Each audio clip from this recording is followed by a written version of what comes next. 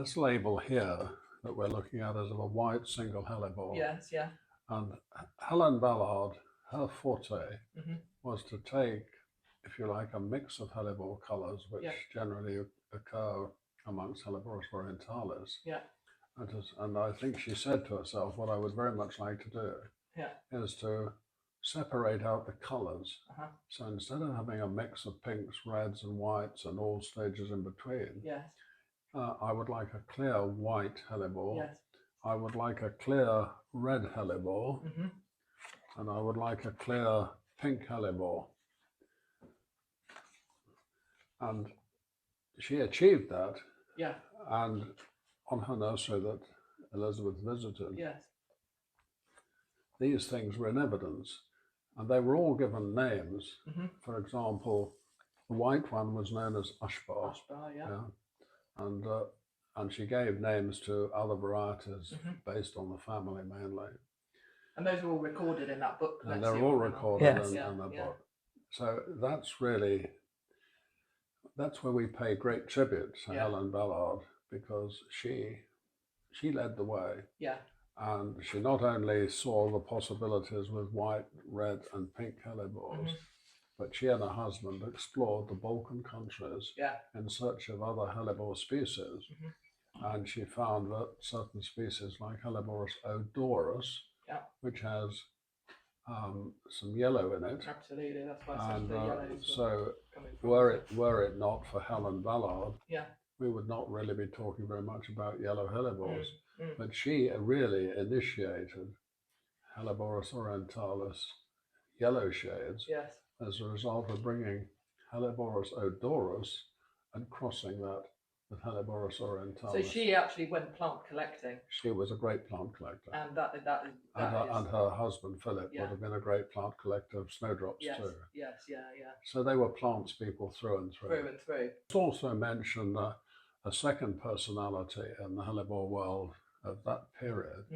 Her name was Elizabeth Strangman. Yes. And she operated from her own nursery, which was on the sort of Kent-Sussex border. Washfield Nursery? Washfield Nursery was a famous nursery, and she had a magnificent range of woodland plants exhibited in a woodland context. So if you were to visit her nursery, which we did on one or two occasions, you would see these beautiful groups of plants in a woodland setting, some of which were for sale, including, of course, hellebores. And so one of the hellebores that you have here, which is a whole, just look at the label with you, that's called picotee, that effect. Yeah, with a pale background and a distinctive pink edges to the petals and so on, and veining in the center. Yeah. Well, Harvington picotee is essentially a derivative of plants that Elizabeth Strangman was responsible for. So we pay great tribute to Helen Ballard and Elizabeth Strangman as pioneers, if you like. We've talked a bit about Helen Ballard and how important she was in creating clear-coloured single hellebores, and those really creating the foundation for what became the breeding programme for Harvington Hellebores. And from there, and also about Elizabeth Strangman, who was provided the first picotees that came onto the nursery. So then we need to kind of think about, well, so from the singles, somehow or other, we went to the doubles. Well, where did the doubles come from? So I think, Mum, you tell us a bit about how that came about. Well, we'd heard in the horticultural press, or come across and heard referred to, Robin White at Blackthorn Nursery, who was had bred some party-dressed hybrids, they were called, and I gathered that he sowed these on particular weekends, I think it was, or a limited number of days in the spring. And so I decided to go down and get some, or have a look. And I was able to buy 2 or 3 party dress hybrids. And I remember them being at the nursery. I remember them being there, and them being just in quite small pots, sort of 1 litre maybe pots. Maybe, I can't remember the size, but I do remember the flowers, which were actually quite small. Small, very small. Slightly but they were doubles. Well, that's where the breeding, I mean, Elizabeth prompted the growing of these doubles. So it meant trying to incorporate the doubleness within the range of colours that we had in singles. How do you do that? Well, you take the pollen from a single and put it onto a party dress hybrid in the hope of producing some seed. You take some pollen from the party dress hybrid and put it onto a single in the hope you'll produce some more seed. And then you get the first generation, which might not show any doubleness at all. But you've incorporated some doubleness within the genes, within those lines. And what we often did after that was to what we call self-pollinate.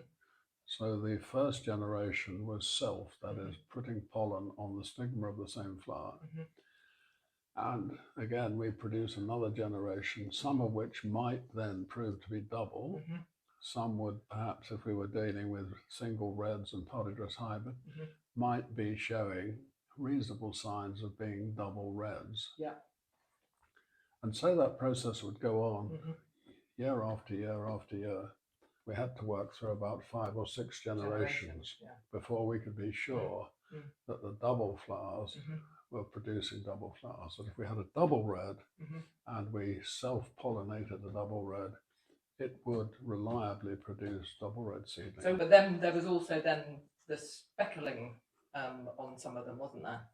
So where did the original Harvington white speckled come from? Because that wasn't at the beginning of speckling, really. Well, you've got to remember that within the wild population of Helleborus orientalis, there's something called Helleborus orientalis. I think it's called gutatus. I remember seeing so that's not a big extension, having spottedness or spotting.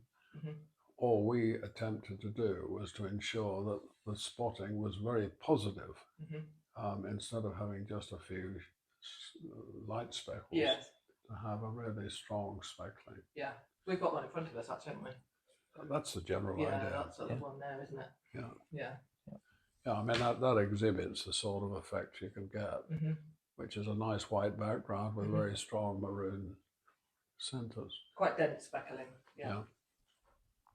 So you from the white speckled, you then ended up with a double white speckled as well. So not only was the double white, but there was also then the double white speckled.